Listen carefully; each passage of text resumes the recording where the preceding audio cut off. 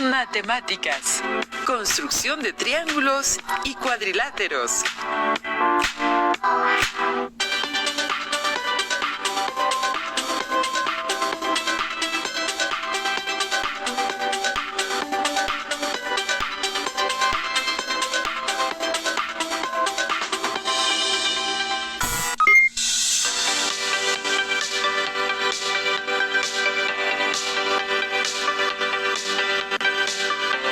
Bienvenidas y bienvenidos. Nos es muy grato volver a compartir con ustedes esta sesión de matemáticas para primero de secundaria. Mi compañero, el profesor Juan Carlos Martínez Cortés, y yo, Alejandro Sandoval Santana, trabajaremos junto a ustedes estudiando un tema importante para el desarrollo del pensamiento geométrico, con el interés de que puedan aprender a través de este espacio. Así es, estimadas alumnas y estimados alumnos. Les agradecemos su atención y les recordamos que el estudio es la base del éxito. Les sugerimos tomar nota de cada una de las actividades que les presentaremos y, si lo consideran necesario, pueden volver a ver la sesión para aclarar las dudas no resueltas. Iniciamos. En esta sesión trabajaremos con mayor profundidad un tema de geometría, referente a la construcción de triángulos y cuadriláteros, así como la aplicación en algunos casos de criterios de congruencia. Les recomendamos tener cerca de ustedes su cuaderno o, en su defecto, hojas reutilizables, lápiz, goma, transportador, regla, compás y su libro de texto de la asignatura de matemáticas. En caso de tener discapacidad visual, preparen hojas Leyer, punzón y regleta. Las hojas reutilizables, así como el compás y la regla, les serán de utilidad en esta sesión, ya que aprenderemos a construir cuadriláteros e identificaremos algunas características tanto de este tipo de figuras como de los triángulos. Analicemos el siguiente ejemplo, en el que podemos observar la construcción de un cuadrilátero, junto con la obtención de los ángulos interiores de triángulos y cuadriláteros. Don Miguel trabaja en una vidriería. Hace unos días, un cliente le solicitó realizar 20 piezas de espejos cuadrados para colocarlos en su sala. Para no equivocarse al realizar los cortes, don Miguel primero hizo un boceto, es decir, un esquema en papel, para después replicarlo en el vidrio. Alumnas y alumnos, les sugerimos anotar las siguientes preguntas para reflexionar. ¿Cuánto deben medir los ángulos internos de la figura para que sea un cuadrado? ¿Qué figura deberá tomar como base para construir el cuadrado? Primero contestemos la segunda pregunta. Don Miguel puede utilizar un círculo e inscribir el cuadrado dentro de este, es decir, que los vértices del cuadrado queden sobre la circunferencia, como pueden ver en la figura. A don Miguel no le especificaron la medida de los espejos. El cliente solo le comentó que los quería de un tamaño regular para que lucieran bien en su sala, por lo que don Miguel decidió realizar su circunferencia con un radio de 10 centímetros.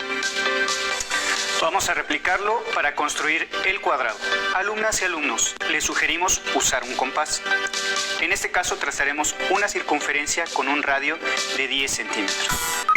Para construir el cuadrado, don Miguel ha utilizado su regla, trazando un diámetro de forma vertical, pues sabe que el diámetro es el segmento de recta que pasa por el centro del círculo, tocando dos puntos de la circunferencia.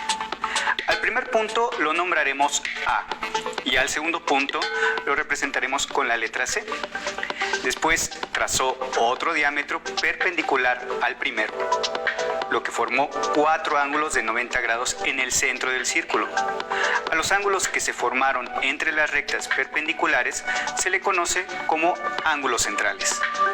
Al punto que se encuentra en la parte izquierda lo llamaremos B y al de la derecha D. Ya casi está terminado el cuadrado. Ahora solo uniremos los puntos A con B, B con C, C con D y por último D con A. Ya que tenemos el cuadrado y para dar respuesta a la primera pregunta, ¿cuánto deben medir los ángulos internos de una figura para que sea un cuadrado? Debemos analizar las siguientes características del cuadrado. Esta figura tiene lados paralelos 2 a 2. El cuadrado es un caso especial del rectángulo, ya que es un rectángulo equilátero. De acuerdo a estas características, podemos decir que el cuadrado es un paralelogramo y forma parte de la familia de los cuadriláteros. Para dar respuesta, mencionamos que sus 4 ángulos internos son rectos, es decir, los ángulos interiores del cuadrado miden 90 grados, igual que los ángulos centrales que se forman al trazar sus diagonales. Muy bien, ahora don Miguel ya podrá realizar los espejos con forma de cuadrado para entregárselos a su cliente. ¿Cuál es la suma de los ángulos interiores de esta figura? Sabemos que los ángulos internos de un polígono son aquellos que se forman por 2 lados que tienen un vértice en común. Analicemos algunas propiedades de los cuadrados. Como podemos observar en la figura, el cuadrado tiene 4 ángulos interiores que miden 90 grados. Así que para contestar a la pregunta, ¿cuál es la suma de los ángulos interiores del cuadrado? Únicamente multiplicaremos 90 grados por 4, lo que nos da como resultado 360 grados. Alumnas y alumnos, ¿cómo podríamos encontrar esta suma si no conociéramos la medida de los ángulos interiores? Podemos dividir el cuadrado en triángulos. Si trazamos una diagonal dentro del cuadrado, ¿en cuántos triángulos quedará dividido? Muy bien, en 2 triángulos, y como hemos estudiado, la suma de los ángulos interiores de cualquier triángulo es 180 grados. Por lo que, para encontrar la suma de los ángulos interiores del cuadrado, solo multiplicaremos 180 grados por 2, que es igual a 360 grados. Con el ejemplo anterior pudimos analizar la construcción de un cuadrilátero. Ahora analicemos el siguiente caso. A Sofía le pidieron que construyera un papalote en forma de rombo y que utilizara las siguientes medidas. Su diagonal mayor debe medir 50 centímetros y su diagonal menor será de 30 centímetros. La pregunta es, ¿cuál será la suma de los ángulos interiores del papalote? Les sugerimos, alumnas y alumnos, que anoten las principales características del rombo para que las tengan presentes. Atención en la siguiente imagen. El rombo, al igual que el cuadrado, tiene 4 lados con la misma longitud. Los lados opuestos son iguales y paralelos. Por ello, también es un paralelogramo. Sus diagonales se intersecan formando 4 ángulos de 90 grados. Aunque a diferencia del cuadrado, sus ángulos internos son iguales 2 a 2. Ahora encontremos la suma de los ángulos interiores del papalote. ¿Cuántos triángulos se pueden formar dentro del rombo al trazar una de sus diagonales? Muy bien, 2 triángulos. Por lo que para encontrar la suma de los ángulos interiores del papalote, multiplicaremos 180 grados por 2, lo que es igual a 360 grados. Analizando esta situación podemos determinar que la suma de los ángulos interiores de cualquier cuadrilátero siempre será 360 grados. Ya que conocemos algunas características del rombo, veamos lo que tiene que hacer Sofía para trazar su papalote. Para trazar un rombo, cuando se conocen las medidas de sus diagonales, se realiza lo siguiente. Se traza un segmento de B, la medida de la diagonal mayor. En este caso será de 50 centímetros. Después se traza la mediatriz del segmento AC. Y con centro en el punto medio de AC se trazan 2 arcos de circunferencia que intersequen a la mediatriz en 2 puntos, cuyo radio mida la mitad de la diagonal menor. En este caso, el radio es de 15 centímetros. Finalmente, se unen los puntos A y C con los puntos en los que los arcos cortan a la mediatriz para formar el rombo ABCD. Muy bien, después de construir un cuadrado y un rombo a partir de distintas informaciones, les propongo los siguientes retos, para que los realicen en alguna de las hojas de reuso que les sugerimos tener a su disposición. Primer reto, construyan un triángulo equilátero únicamente doblando el papel. Segundo reto, usando únicamente un compás y una regla, construyan un cuadrado. Muy ingenioso, profesor. ¿Sabes? Ahora me viene a la mente un dato que me gustaría compartirles. Los griegos, los egipcios y en general las culturas antiguas fueron grandes geómetras, sin contar con todos los instrumentos que hoy en día conocemos. Aún así, aportan una cantidad significativa de conocimiento matemático y geométrico. ¡Qué interesante! Y seguramente se preguntarán cómo le hacían para trazar un triángulo. Por ejemplo, el triángulo equilátero, que les mostraré cómo podemos hacerlo con una hoja de papel. Preparen su hoja y vayan siguiendo cada uno de los pasos. Primero, doblaremos de la siguiente forma la hoja.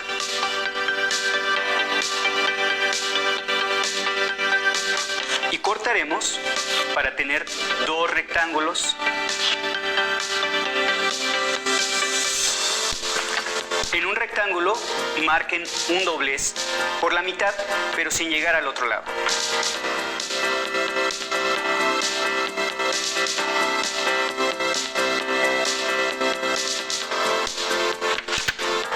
Tomamos la esquina del rectángulo y la doblamos hasta el lugar donde se encuentra el doblez, cuidando que llegue hasta la esquina opuesta a la que tomamos.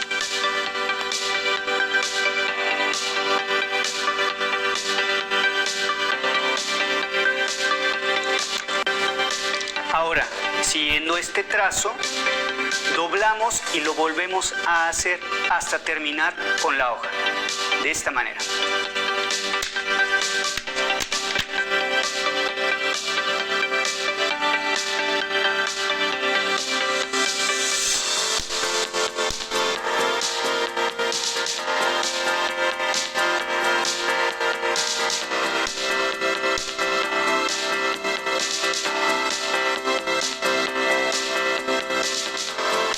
Y observen que tenemos un triángulo equilátero. Bien, profesor, y seguramente se estarán haciendo dos preguntas respecto a esta construcción. ¿Por qué al hacer estos dobleces obtenemos un triángulo equilátero? Y también, ¿siempre se obtiene un triángulo equilátero sin importar el tamaño de la hoja? Para responder a estas preguntas, observemos detenidamente los pasos que realizaremos y describiremos las medidas y figuras que obtenemos. Primero, recortamos una hoja con forma rectangular, como la que se muestra. A continuación, marcamos por la mitad. Al hacer esto, podemos observar la siguiente característica. Las esquinas nos dan un ángulo de 90 grados. Después, tomamos una de las esquinas de la hoja y la doblamos hasta que coincida con la marca que habíamos hecho, y que este trazo llegue hasta la otra esquina. Observen que, al utilizar el transportador, encontramos la medida de este ángulo, que es de 30 grados. Muy bien, profesor. Con esta información obtenemos un dato importante, ya que podremos conocer otro ángulo que resulta fundamental, porque a partir de ahí doblamos y obtenemos el triángulo equilátero. Veamos de qué estoy hablando. Observen el triángulo. De este ya contamos con dos datos. La medida de este ángulo, que es de 90 grados, porque corresponde a la esquina de la hoja. Con este otro ángulo lo medimos con el transportador y obtenemos 30 grados. Ahora respondan, ¿este ángulo cuánto mide? Esto lo podemos calcular ya que la suma de los ángulos internos de un triángulo es igual a 180 grados. La suma de los ángulos ya conocidos es de 120 grados. Y para que se cumpla la igualdad faltan únicamente 60 grados, que corresponden a la medida del ángulo que nos faltaba. Es correcto, profesor. Pero eso no garantiza que el triángulo que resulta después de seguir doblando sea un triángulo equilátero. Como ya saben, un triángulo equilátero tiene todos sus ángulos y lados iguales. Es verdad, profesor. Continuamos observando en la diapositiva para poder comprobar que obtenemos un triángulo equilátero. El paso que sigue consiste en doblar la hoja siguiendo este doblez hasta hacer coincidir la esquina con el borde de la hoja, así como se ve en la diapositiva. Como observan, ya tenemos un triángulo y el único dato que tenemos es que este ángulo mide 60 grados, ya que hicimos el doblez considerando este ángulo. Y necesitamos saber que los dos ángulos restantes miden también 60 grados, porque así aseguramos que es un triángulo equilátero.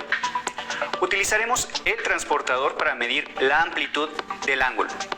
Veamos. Y comprobamos que tenemos otro ángulo de 60 grados. Magnífico, profesor.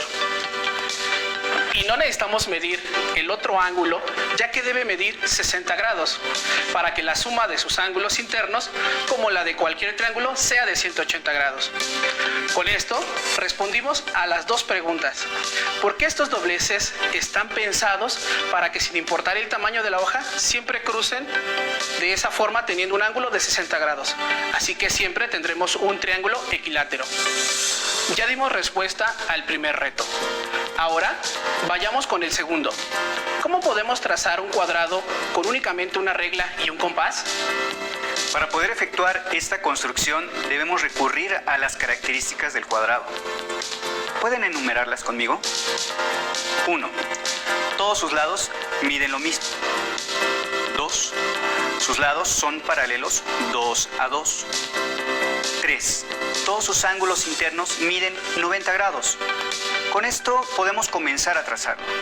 Primero, y lo más complicado, es resolver qué tenemos que hacer para formar un ángulo de 90 grados, sin utilizar el transportador o las escuadras. Hay muchas formas: doblando una hoja de papel, con una cuerda y un peso al final de ella, o con un nivel de burbujas, como lo hacen en las construcciones. Pero en este caso, como solo disponemos de un compás y una regla, utilizaremos el siguiente procedimiento. Seguramente hay entre ustedes, alumnas o alumnos, alguno que conoce esta técnica. Desde casa, sigan los pasos y tracen su propio cuadrado. Primero, trazamos un segmento de recta. A continuación, colocamos el compás en uno de los extremos y trazamos una circunferencia, cuyo radio sea mayor a la mitad del segmento de recta. Con la misma medida que tenemos en el compás, trazamos otra circunferencia, apoyándonos en el otro extremo del segmento de recta. Como observan, las circunferencias se intersecan en dos puntos. Trazamos una recta que cruce ambos puntos, la cual representa la mediatriz del primer segmento. Por lo tanto, se forman ángulos de 90 grados. Muy bien, profesor. Así podremos trazar un ángulo de 90 grados, que es indispensable para poder hacer un cuadrado. Observen, ya tenemos construido el ángulo de 90 grados que hicimos, como se mencionó anteriormente. Con el ángulo recto trazado, solo necesitamos conocer la medida del cuadrado que queremos construir. En este caso, utilizaremos esta medida, X. Con el compás tomamos la medida, nos apoyamos en el vértice del ángulo de 90 grados y trazamos una circunferencia. Marcamos dos puntos en las intersecciones de la circunferencia con los lados del ángulo de 90 grados. Con esto ya tenemos dos lados del cuadrado. Ahora, con la misma abertura del compás, trazamos otras dos circunferencias, cuyos centros sean los dos puntos que señalamos antes. Observen que el punto donde se intersecan, la circunferencia será el cuarto vértice del cuadrado. Ahora, ya tenemos 4 vértices, todos a la misma distancia. Los unimos para delimitar el cuadrado. Vaya, comúnmente lo construimos con una escuadra o con un transportador. Pero resulta muy interesante ver cómo el compás es un instrumento que nos permite construir figuras con lados rectos, ya que en una circunferencia cualquier punto tiene la misma distancia al centro. Con ello, nos aseguramos de tener segmentos de la misma medida siempre. Aunque, profesor Carlos, me surge una duda. ¿Cómo podemos demostrar que la figura que construimos realmente es un cuadrado? Tienes razón, porque hay figuras que a simple vista aparentan tener una forma, pero al momento de tomar medida resulta no ser lo que aparentan. Profesor, creo que tengo en mente la forma en que podemos demostrar que esta figura es un cuadrado. Veamos la construcción y anotemos sus características. Primero, de esta figura sabemos los siguientes datos.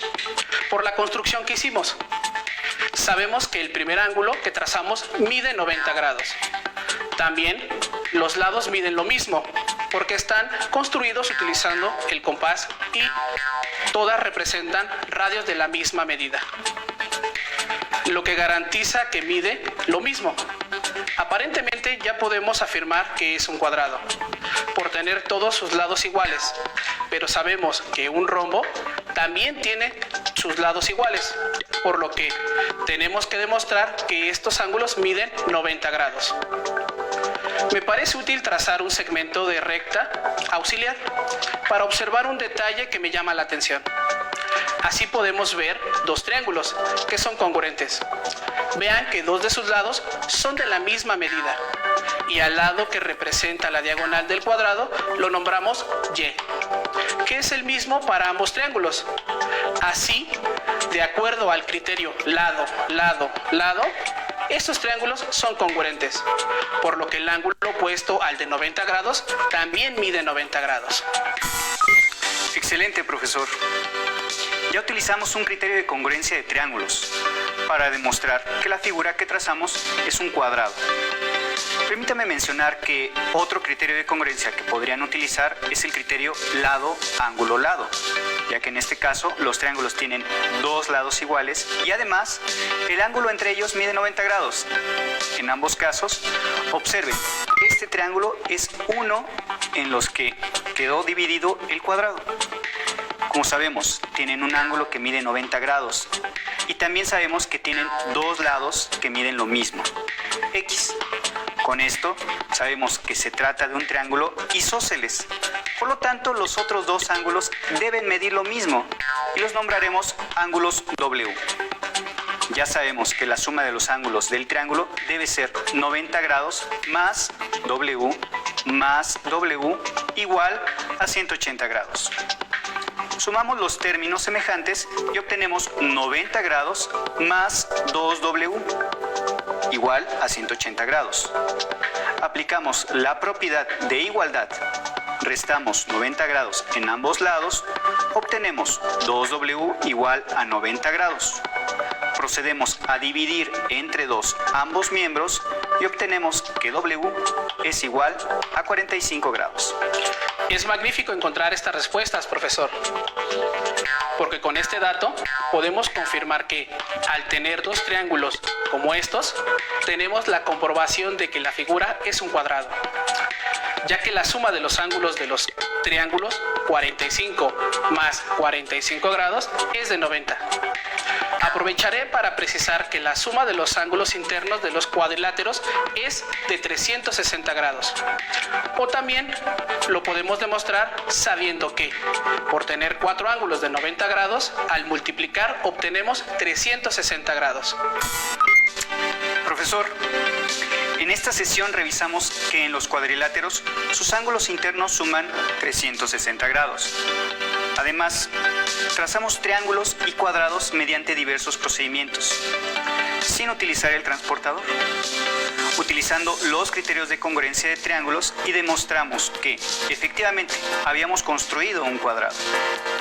Así es, el tiempo de esta sesión ha concluido. Estuve muy contento de trabajar una vez más con ustedes. Yo también, sobre todo por contar con alumnas y alumnos de toda la República. Fue un gusto acompañarles en este viaje de conocimiento por el mundo de las matemáticas.